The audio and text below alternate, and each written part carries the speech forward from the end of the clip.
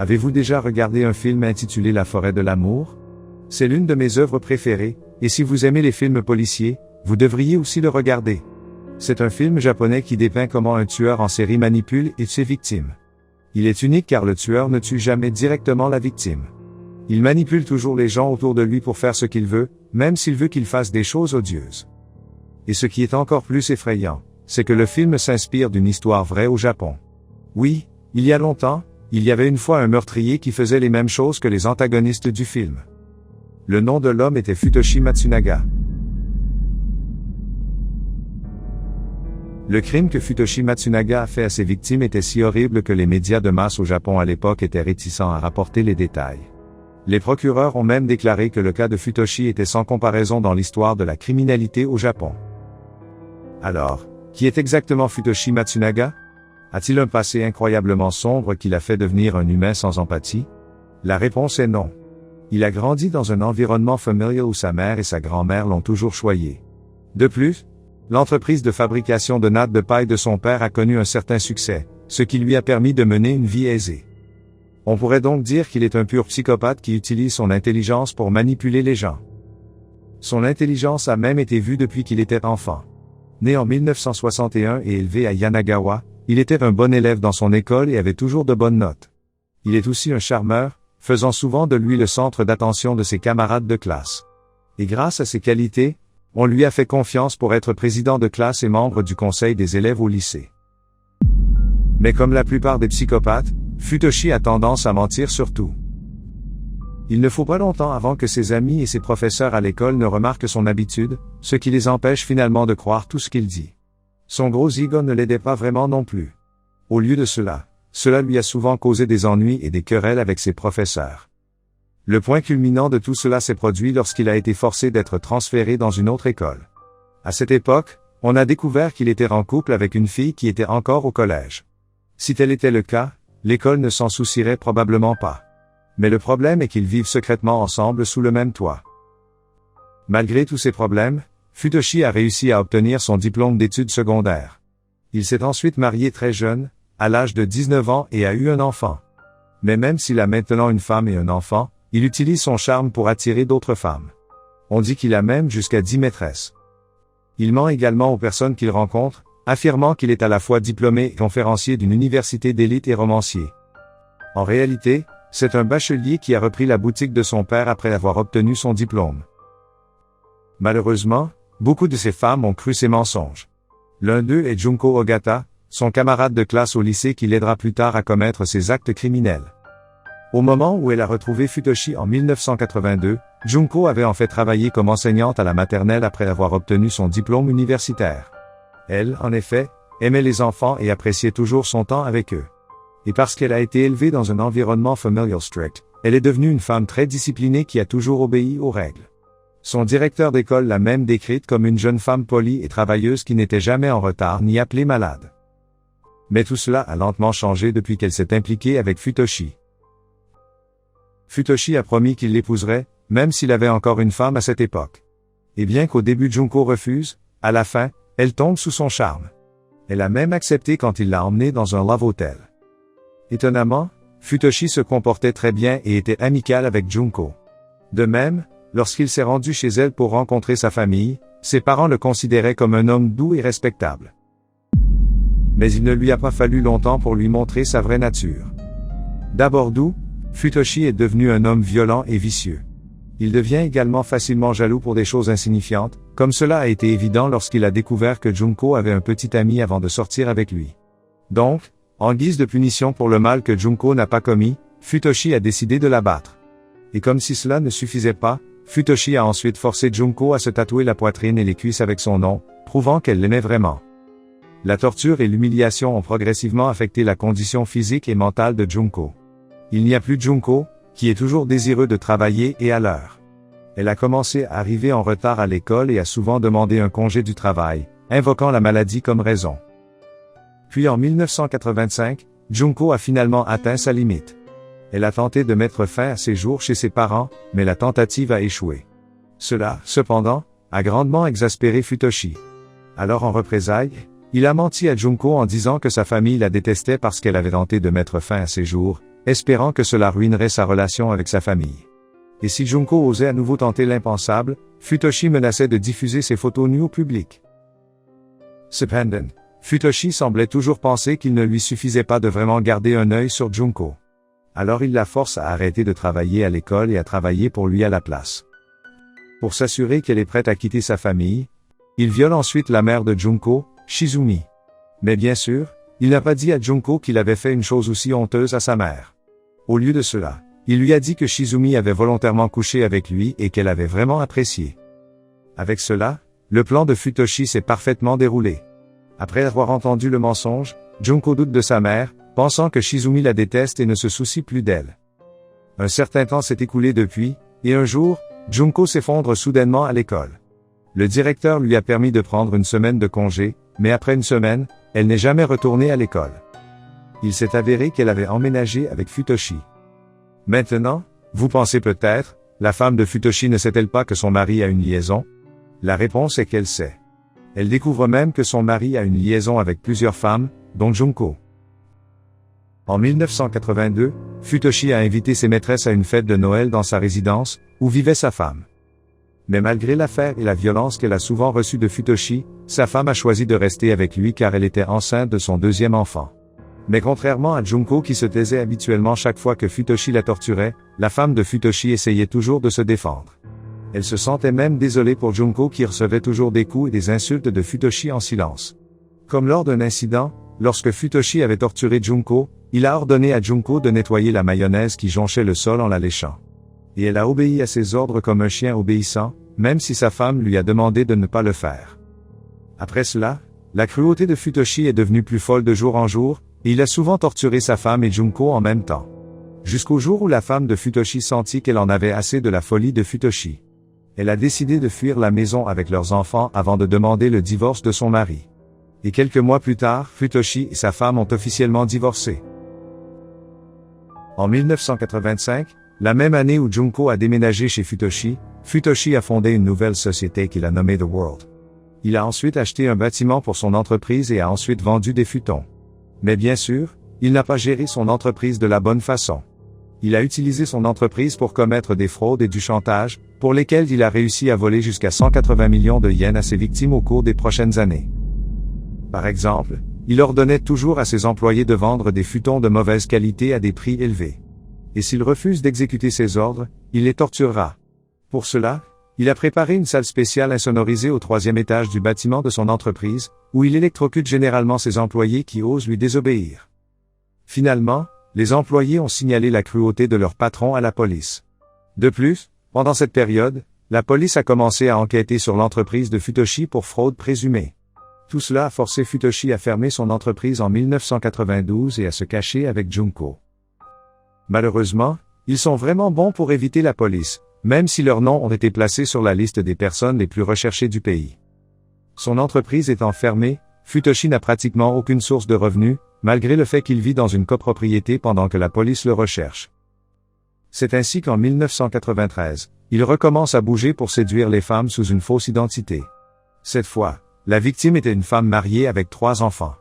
Il l'a convaincue de quitter son mari et d'emménager avec lui, lui promettant qu'il l'épouserait dès que possible. La femme s'est méfiée après avoir vu Junko vivre avec Futoshi, surtout à cette époque Futoshi et Junko avaient déjà un fils né en 1993. Mais avec sa perspicacité à mentir, Futoshi a réussi à lui faire croire que Junko était sa sœur et que leur enfant était son neveu. Alors la femme a décidé d'amener ses 3 enfants vivre avec Futoshi et Junko. La décision, cependant, a fini par être une erreur fatale pour la femme. En quelques mois seulement, l'un des enfants de la femme est décédé dans des circonstances mystérieuses, tandis que la femme elle-même s'est engagée à mettre fin à ses jours en 1994. Ces 2 enfants restants, heureusement, ont commencé à vivre avec leur père depuis la mort mystérieuse de leur frère. Quant à Futoshi, il l'a fraudé avec succès de plus de 11 millions de yens au cours de leur courte relation. Même ainsi, cela ne l'a pas empêché d'exploiter les autres. Et ce qu'il a fait ensuite était bien plus odieux que ses crimes précédents. En 1994, la même année où sa première victime est décédée, Futoshi a trouvé la prochaine personne qu'il pourrait faire chanter, un agent immobilier nommé Kumio Toraya. Encore une fois, Futoshi a utilisé sa langue douce pour se lier d'amitié avec Kumio, et en un rien de temps, il a pu gagner sa confiance. Il a ensuite rendu Kumio ivre, espérant qu'il pourrait obtenir des informations sur son sombre secret avec. Effectivement, un Kumio ivre a révélé tous les crimes qu'il avait commis dans le passé. Il a même parlé à Futoshi de péchés qu'il n'avait jamais commis en réalité. Futoshi n'a certainement pas perdu cette occasion de faire chanter Kumio. Il a forcé Kumio et sa fille unique à emménager dans son condominium, où il a horriblement torturé et humilié Kumio. Pour n'en nommer que quelques-uns. Kumio a été mis dans une cage en bois où Futoshi et Junko l'ont électrocuté continuellement tous les jours, au point où Kumio ne pouvait plus lever les bras. Ensuite, chaque nuit, Kumio et sa fille ne sont autorisés à dormir dans la salle de bain qu'avec des journaux et des magazines. Ils ne sont autorisés à dormir que 3 ou 4 heures. Mais tandis que le père et la fille dormaient dans le froid, Futoshi et sa famille dormaient sur le futon chaud. Il en va de même à chaque fois qu'ils mangent. Pendant que Futoshi et sa famille mangeaient à table, Kumio et sa fille ont été forcés de manger la nourriture qui était posée sur le sol. Même dans ce cas, ils ne sont nourris qu'une fois par jour avec du riz ou des nouilles. Cette règle s'applique également à la défécation. Kumio et sa fille n'étaient autorisés à déféquer qu'une fois par jour, et s'ils enfreignaient les règles, ils devaient manger leurs propres excréments. Malgré ces traitements inhumains, Futoshi permet toujours à la fille de Kumio d'aller à l'école. Bien sûr, les voisins sont curieux à son sujet car ils ne se souviennent pas que Futoshi a une fille. Mais Futoshi les a convaincus que la fille de Kumio était sa nièce. Lorsque sa fille était à l'école, cependant, Futoshi forçait toujours Kumio à rester debout dans la salle de bain jusqu'à ce que sa fille rentre à la maison. Mais bien sûr, à ce stade, les jambes de Kumio étaient trop enflées et faibles à cause des chocs qu'il recevait tous les jours, et cela le rendait souvent incapable de rester debout pendant des heures. Mais Futoshi s'en fichait. Chaque fois qu'il voyait Kumio s'asseoir pour reposer ses jambes fatiguées, lui et Junko le battaient. D'autre part, la fille de Kumio n'a jamais parlé à personne à l'école des choses terribles qu'elle et son père ont vécues chaque jour. Et chaque fois qu'elle rentrait de l'école, Futoshi la forçait à torturer Kumio. Si elle refuse, Futoshi menace de l'électrocuter. La torture de Kumio a continué chaque jour pendant jusqu'à 2 ans, jusqu'à ce qu'un jour en 1996, le corps de Kumio ne puisse plus supporter la torture. Il est décédé le 26 février, à l'âge de 34 ans. Cependant, Futoshi a réussi à manipuler la fille de Kumio en lui faisant croire qu'elle était la cause de la mort de son père. Il lui a même fait écrire une lettre déclarant qu'elle avait tué Kumio. Puis après cela, il ordonna à la pauvre fille et à Junko de mutiler le cadavre de Kumio avant de le jeter à la mer. Pourtant, en 1996, Junko a finalement donné naissance à son deuxième enfant issu de sa relation avec Futoshi. Et en même temps, elle commence à réaliser qu'elle ne veut pas vivre sous le contrôle de Futoshi pour toujours. Incidemment, quelques mois après avoir accouché, Futoshi, qui avait besoin d'argent, a dit à Junko d'essayer d'emprunter de l'argent à sa famille. Elle en a alors profité pour emmener ses 2 enfants et les laisser à ses parents avant de s'enfuir dans une autre préfecture, espérant pouvoir y commencer une nouvelle vie. Les jours ont passé depuis, et Futoshi attendait toujours que Junko revienne avec l'argent. Mais elle n'est jamais rentrée à la maison, ce qui lui fait soupçonner qu'elle l'a peut-être fui. Il contacte donc la mère de Junko, Shizumi, pour confirmer ses soupçons. À cette fin, il a menacé Shizumi de dire à sa famille qu'ils avaient couché ensemble si elle ne lui disait pas où se trouvait Junko maintenant. Il informe également Shizumi que Junko est un meurtrier, alors elle ferait mieux de coopérer avec lui si elle ne veut pas que Junko soit attrapé. En entendant la menace, Shizumi ne put s'empêcher de lui dire que Junko était parti après avoir laissé leurs 2 enfants avec elle. Enragé par la trahison de Junko, Futoshi a alors l'intention de lui donner une leçon. Mais pour que cela se produise, il doit l'inciter à sortir de sa cachette. Et donc il a conçu un plan pour simuler sa propre mort, même au point de faire un faux enterrement. Non seulement cela, mais pour rendre sa mort plus convaincante, il a contacté 3 de ses connaissances qui connaissaient également Junko et leur a ensuite demandé de lui parler de sa mort. Le plan s'est très bien déroulé. Junko pense que Futoshi est morte, pensant que sa vie reviendra à la normale après sa mort. Mais à sa grande surprise, lorsqu'elle se rend aux funérailles de Futoshi pour lui rendre un dernier hommage, elle le trouve toujours en vie. Sans perdre de temps, il l'a ramené dans son appartement, où il l'a ensuite torturé à moitié à mort. Mais il ne se contentait pas de torturer Junko. Il sentait qu'il devait aussi punir sa famille. Ainsi, en 1997, il a demandé à Junko d'inviter sa mère, son père et sa sœur dans leur condo une nuit. Ici, il raconte au père et à la sœur de Junko, Takashi Jericho, les crimes de Junko avec lui. Comme d'habitude, il exige qu'ils lui donnent de l'argent s'ils ne veulent pas qu'il signale son crime à la police. Et ils acceptent tous de répondre aux demandes de Futoshi car, après tout, ils ne veulent pas que Junko soit arrêté. Depuis lors, Tous les trois étaient venus tous les soirs chez Futoshi, et il les enivrait pour qu'ils puissent lui parler de leurs affaires familiales.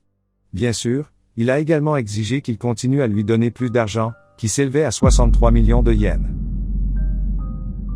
Inutile de dire que les trois avaient finalement atteint le point où ils ne pouvaient plus se permettre de donner de l'argent à Futoshi. Alors en échange d'argent, Futoshi décide de les torturer et de les forcer à faire tout ce qu'ils demandent, aussi déraisonnable que soit la demande. Non seulement cela, il force Riko à avoir des relations sexuelles avec lui, même si elle a déjà un mari et 2 enfants. Il a délibérément fait cela pour ruiner la relation de Riko avec son mari, Kazuya, et Junko. À cette époque, Kazuya n'a toujours jamais visité la copropriété de Futoshi, ce qui fait craindre à Futoshi que Kazuya interfère un jour s'il est laissé seul, d'autant plus qu'il est un ancien policier. Il a donc invité Kazuya à venir chez lui. Il l'a ensuite diverti cordialement avant de lui parler du passé de Riko qu'elle lui cachait. Il s'avère que Riko a eu une liaison au travail, au point qu'elle est tombée enceinte et a avorté. Lentement mais sûrement, Kazuya commence à détester Riko et ses parents après avoir subi un lavage de cerveau par Futoshi. Et il ne fallut pas longtemps pour qu'il soit complètement sous l'emprise de Futoshi. Il n'a pas du tout refusé quand Futoshi lui a demandé d'emmener ses 2 enfants au condo pour qu'ils puissent vivre ensemble. Ainsi, avec cela, les 6 membres de la famille Junko sont devenus les captifs de Futoshi. Ils ont été confinés chez lui et n'ont pas été autorisés à sortir, de sorte qu'ils ont tous cessé d'aller à leur lieu de travail et école respectifs. Mais pour répondre aux besoins de nombreuses personnes, l'argent volé de Futoshi diminue rapidement, il doit donc prendre des mesures drastiques pour réduire le fardeau de sa maison. Ainsi, le 21 décembre 1997, il a ordonné à Junko d'électrocuter à mort son père de 61 ans.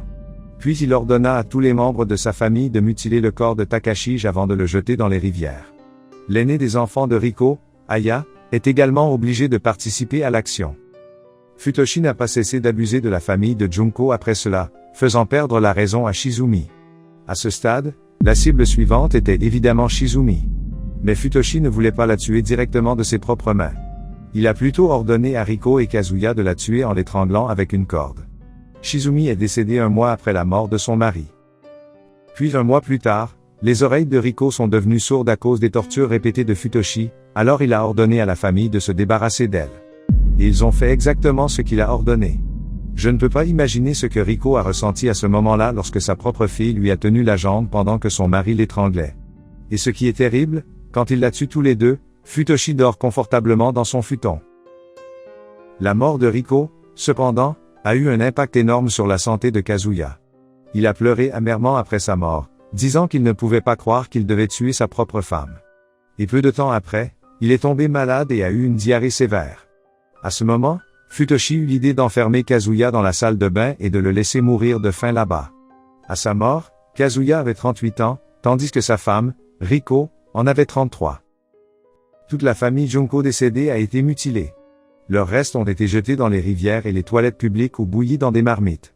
Mais il y a un membre de la famille qui ne participe pas à tout faire. Il est l'enfant de 5 ans de Yuki, Riko et Kazuya. Mais même un enfant de cet âge ne pouvait échapper à la cruauté de Futoshi, qui considérait Yuki et sa sœur, Aya, comme un fardeau. Ainsi, Futoshi a manipulé la fille de Junko et Kumio pour les tuer tous les deux. Après avoir tué 6 membres de la famille Junko, Futoshi est revenu sur ses crimes en 2000 en ciblant une femme déjà mariée. Et tout comme il l'avait fait avec sa première victime, il promit de l'épouser si elle acceptait de quitter son mari. Elle lui a même donné ses jumeaux quand il a promis de s'occuper d'eux tous les deux. Mais pour que Futoshi leur fournisse une garde d'enfants, il avait besoin d'argent, et la femme devait lui donner de l'argent. En conséquence, elle a dû se vendre pour donner à Futoshi l'argent qu'il demandait, soit environ 20 millions de yens.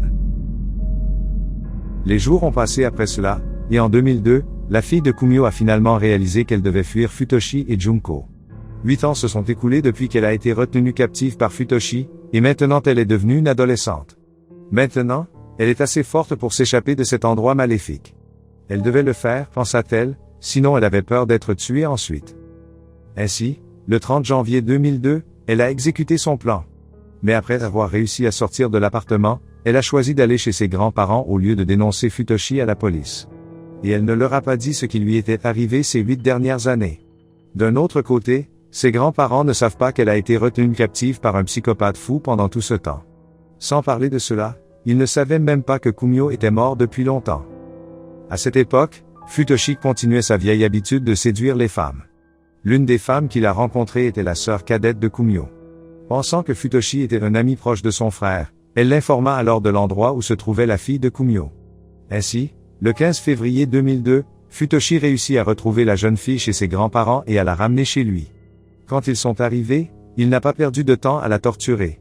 Futoshi l'a électrocutée, l'a étranglée et lui a arraché les ongles avec une pince. Heureusement, la jeune fille n'avait toujours pas renoncé à s'échapper. Elle s'est de nouveau échappée un mois après la première, le 6 mars pour être exact. Et cette fois, elle est allée directement à la police, leur racontant toute la sauvagerie que Futoshi et Junko avaient commise. La police a finalement attrapé Futoshi et Junko le lendemain, alors qu'ils cherchaient la fille. Dans son appartement, la police a trouvé 4 enfants, dont les 2 enfants de Futoshi et Junko, tandis que les 2 autres étaient les jumeaux d'une femme victime de sa fraude. Les 4 enfants ont ensuite été placés en garde à vue pour être protégés. La police, bien sûr, n'a pas trouvé de preuves des corps des victimes du meurtre. Pourtant, ils ont trouvé des preuves sous la forme de photographies des victimes et de témoignages de voisins qui ont affirmé avoir senti des odeurs nauséabondes chez Futoshi.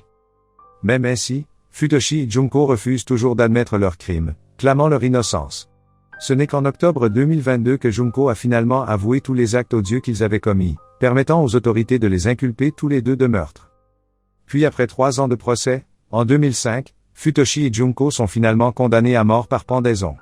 Cependant, ils ont décidé de réduire la peine de Junko à la prison à vie en 2007 parce que Futoshi l'a forcé à tuer. De plus, elle admet son crime et exprime sa culpabilité. Quant à la fille de Kumio, heureusement, elle n'a pas été accusée de meurtre. Et mieux encore, elle pouvait reprendre une vie normale, malgré les années de tourments qu'elle avait endurées. L'un de ses amis proches a raconté au magazine Shukan Gendai que lorsque la fille de Kumio a eu 21 ans, elle va à l'école du soir et travaille à temps partiel dans un foyer pour enfants. Elle n'a pas beaucoup fréquenté le lycée. Elle a aussi obtenu son permis dès qu'elle a eu 18 ans. Maintenant, elle est vraiment joyeuse. Elle rit même parfois. Elle a l'air heureuse et, avec un peu de maquillage, elle est plutôt belle. Puis, après avoir grandi, elle a épousé l'homme qu'elle aimait et a eu 2 enfants avec lui. Mais vraiment, les crimes commis par Futoshi étaient atroces. Il ne suffisait pas de lui infliger une seule condamnation à mort. Si seulement nous pouvions ressusciter un homme mort, il devrait être ressuscité après sa mort, puis mis à mort encore et encore. Que pensez-vous du crime le plus génial jamais commis par quelqu'un comme Futoshi? Partagez vos commentaires dans la section des commentaires ci-dessous.